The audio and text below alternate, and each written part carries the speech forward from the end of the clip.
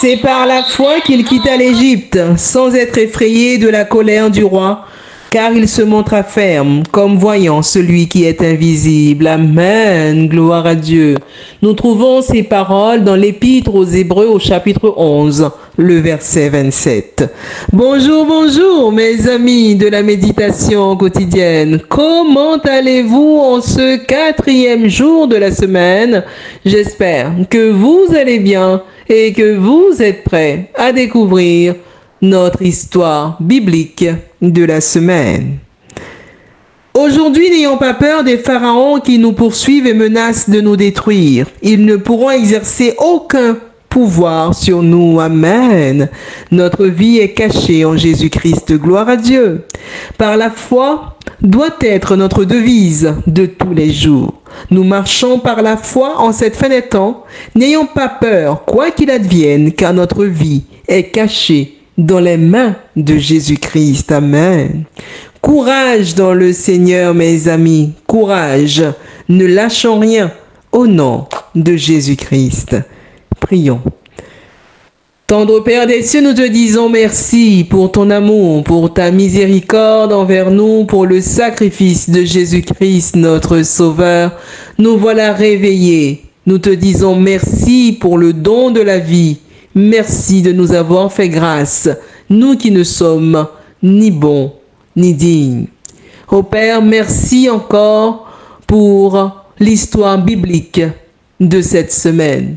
Une histoire très profonde qui nous invite à méditer, Seigneur, sur toutes ces paroles et à mettre en pratique ce que tu nous demandes. Ô Père, merci encore pour cette histoire biblique.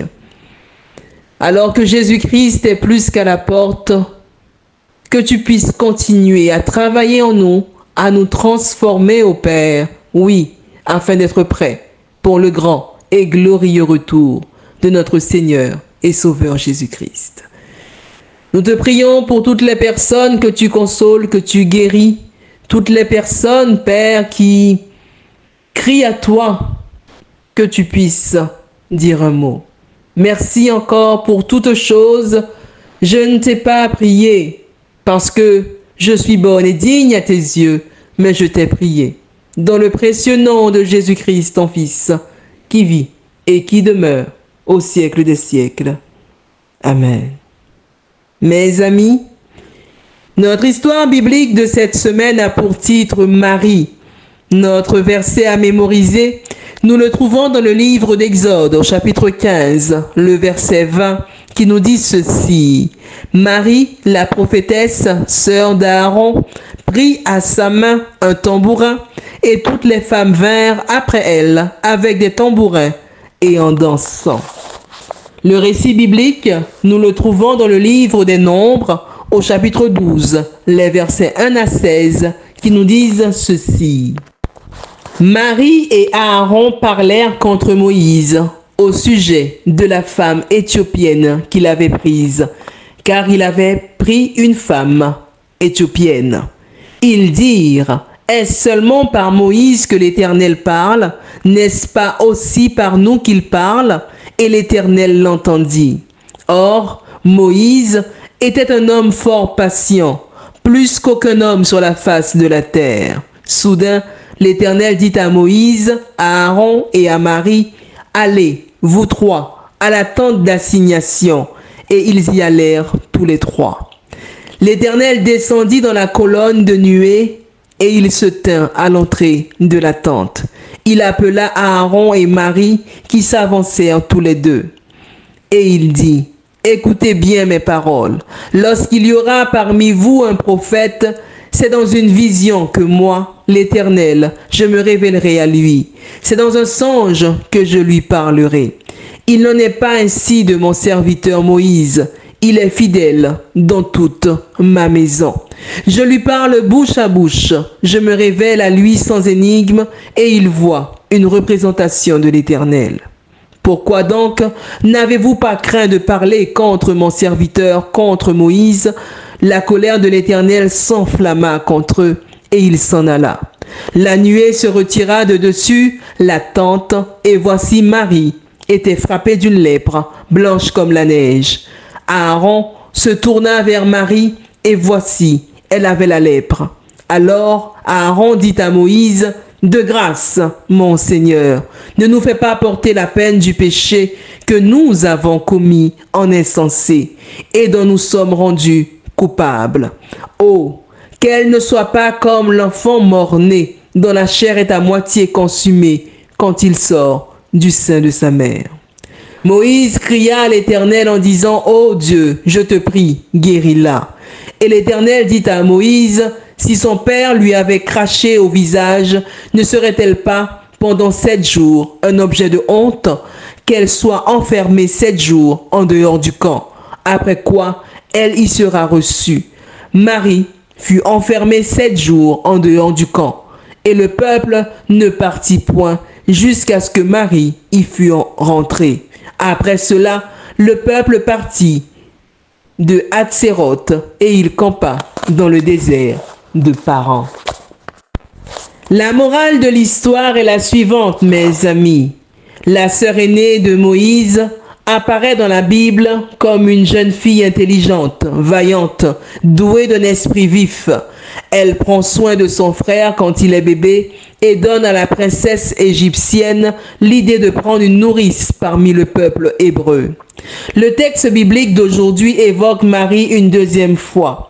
Dieu vint de montrer son immense pouvoir en ouvrant la mer Rouge et en détruisant la plus puissante armée de la terre.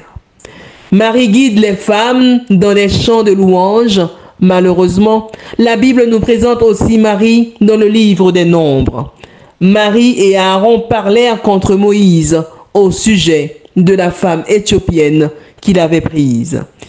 Il est surprenant que le récit biblique mentionne en premier lieu Marie, alors que dans tous les autres, c'est Aaron qui est cité d'abord, y compris dans le même chapitre. Ce détail pourrait peut-être indiquer que Marie est peut-être l'instigatrice de la médisance. Moïse est marié depuis longtemps. Ce n'est donc pas son mariage qu'ils attaquent. Il semble que l'idée de racisme sous-jacent à la critique n'est pas suffisante.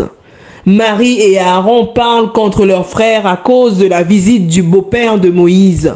Ils ont l'impression d'avoir perdu le pouvoir devant le peuple à cause de cela.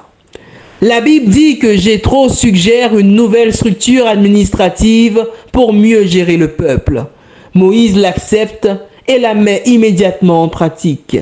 Pour Séphora, qui a quitté la maison paternelle, il ne doit pas être facile de ne pas pouvoir compter sur son mari parce qu'il est occupé en permanence. Elle réfléchit probablement à la manière de libérer son époux de certaines activités. Le système des juges atteint cet objectif, mais Marie et Aaron se trouvèrent écartés. Notre histoire biblique de cette semaine avait pour titre Marie. Notre verset à mémoriser, nous le trouvons dans le livre d'Exode au chapitre 15, le verset 20, qui nous dit ceci. Marie, la prophétesse, sœur d'Aaron, prit à sa main un tambourin et toutes les femmes vinrent après elle avec des tambourins et en dansant. Oui, mes amis, à travers cette histoire biblique, c'est peut-être juste une idée, une hypothèse, mais elle nous permet d'évoquer l'une des plus grandes difficultés de l'être humain. Nous n'aimons pas être en deuxième place. Nous voulons la première place. Quand nous l'obtenons, il nous est vraiment difficile d'accepter de la perdre. Hélas. La question nous est posée ce matin. Ferons-nous comme Marie? Mes amis, la question nous est posée ce matin. Ferons-nous comme Marie? C'est sur cette réflexion que je vous souhaite une excellente journée dans le Seigneur. Que Dieu vous bénisse. Et je vous dis à vendredi, Dieu voulant, pour notre récit historique de la semaine.